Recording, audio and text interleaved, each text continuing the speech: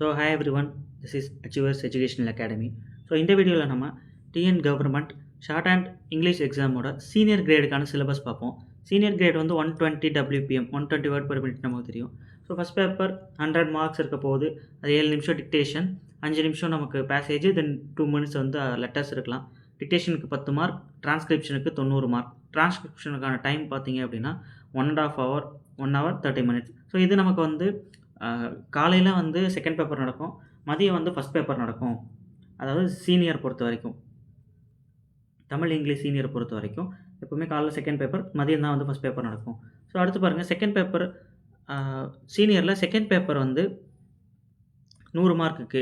அதில் வந்து condensation 40 mark, lithography, outline for words each வந்து 30 mark. First condensation elaboration. Condensation அப்படின்றது இன்னும் நம்ம ஸ்கூல் டேஸில் ஆல்ரெடி இன்டருக்கே வந்து சொல்லியிருப்போம். இன்டர் எக்ஸாம்லேயே வந்து இதுதான் சமரி ரைட்டிங் மாதிரி வரும்னு சொல்லியிருக்கோம் இல்லைங்களா. 5 நிமிஷத்துக்கு நமக்கு ஒரு ஆடியோ இருக்கும், டிக்டேட் பண்ணுவாங்க.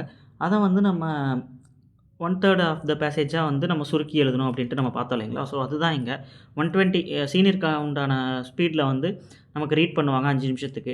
அதை வந்து நம்ம ஷார்ட் ஹேண்டில் எழுதிட்டு, அது 600 வார்த்தை இருக்கும். அந்த 600 வார்த்தையை நம்ம 1/3, அதாவது 200 வேர்டுக்குள்ளே சமரைஸ் பண்ணணும். அதுக்கு ஒரு டாபிக் சப்டைட்டில்ஸ்லாம் வந்து யூஸ் பண்ணிக்கணும்.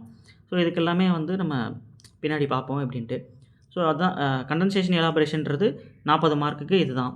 அடுத்து பார்த்தீங்க அப்படின்னா லித்தோகிராஃபி அப்படின்றது இங்கிலீஷ் ஜூனியரில் நம்ம பண்ணியிருப்போம். ஒரு பேசேஜ் வந்து கொடுத்துருவாங்க ஷார்ட் ஹேண்டில், அதை வந்து நம்ம டிரான்ஸ்கிரைப் பண்ணி எழுதணும். அதுக்கு வந்து 30 மார்க் கொடுக்குறாங்க. அடுத்து அவுட்லைன் ஃபார் வேர்ட்ஸுமே நம்ம இங்கிலீஷ் ஜூனியரில் வந்து பார்த்துருப்போம். அங்கே வந்து 15 மார்க் கொடுத்துருப்பாங்க. வேர்ட்ஸ் நம்ம கொடுத்துருவாங்க, அதுக்கு உண்டான ஸ்ட்ரோக்கை வந்து நம்ம எழுதணும். அதுக்கு வந்து இங்கே 30 மார்க் கொடுத்துருக்காங்க. பாஸ் க்ரைட்டீரியா பார்த்தீங்க அப்படின்னா சேம், எல்லா எக்ஸாமுக்கும் இதே தான், இது ஒன்றும் புதுசாக இல்லை. அடுத்து குவாலிஃபிகேஷன் பார்த்தீங்க அப்படின்னா சீனியர் கிரேடுக்கு இன்டர் கிரேடு தான் வந்து குவாலிஃபிகேஷன். இப்போ சிலபஸ்க்குள்ளே போகலாம். மாடல் கொஸ்டின் பேப்பர் விட்டுருக்காங்க, அது பார்ப்போம். மாடல் கொஸ்டின் பேப்பரில் ஃபஸ்ட்டு பார்த்தீங்கன்னா இங்கே வந்து எப்படின்னா 35 போட்டாங்க. 40 அந்த 5 மார்க் வந்து நீங்கள் எடுக்க போகிற டிக்டேஷனுக்கும் 35 மார்க் நீங்கள் பண்ணுற அந்த சமரைஸ்க்கும் கொடுப்பாங்க.